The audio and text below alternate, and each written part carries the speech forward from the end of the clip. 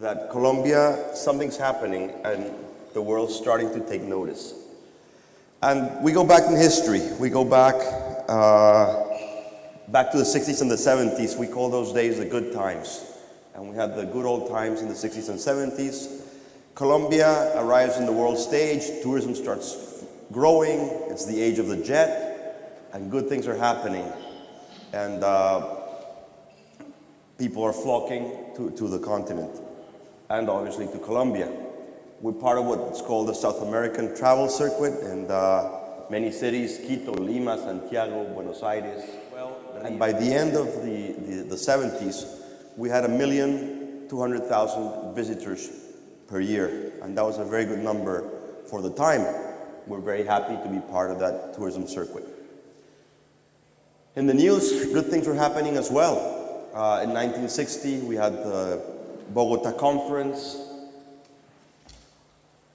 In 1961, we had the visit of President John F. Kennedy, and we even had a neighborhood in Bogota named after President Kennedy. What happens next? Well, enter the 80s and the 90s, and those are hard times.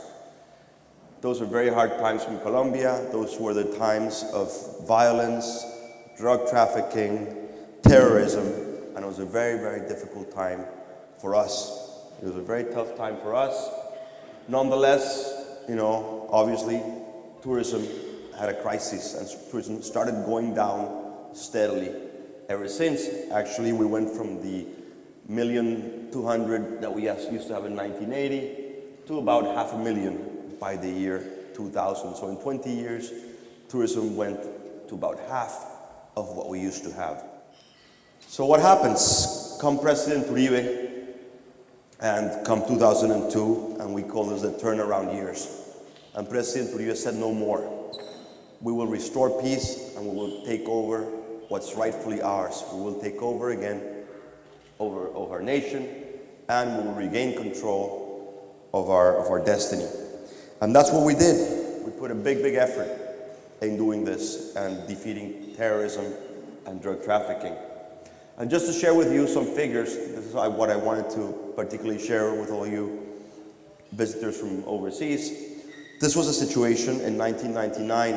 The economy was growing at -4%.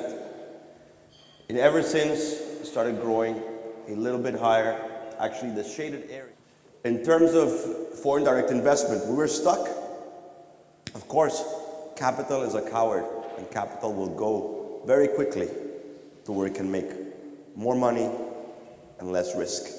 So obviously, we lost investment, and we just barely maintained small flows of investment in industries such as hydrocarbons, oil, gas, coal, and so forth.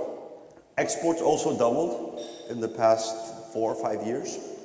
That's a very, very positive sign as well.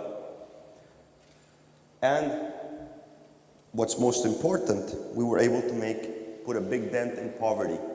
Actually, that means how can we use tourism and other strategies to help Colombians move out of poverty into prosperity, or at least into dignity.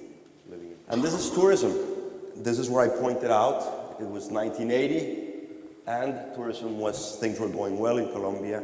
And had they kept going in that direction, probably we would have 3-4 million tourists right now in our country.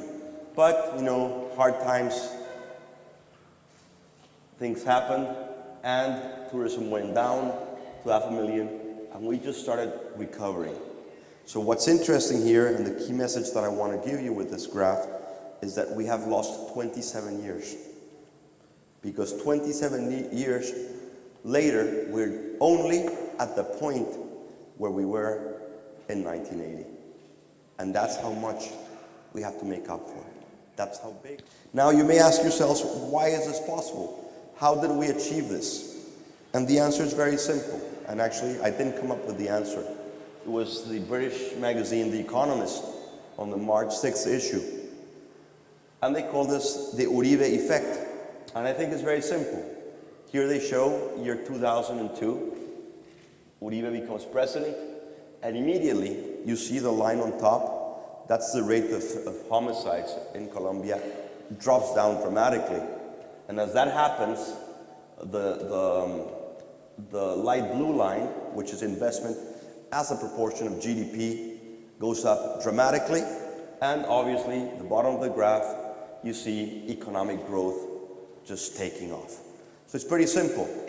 Security, confidence, investment, economic growth.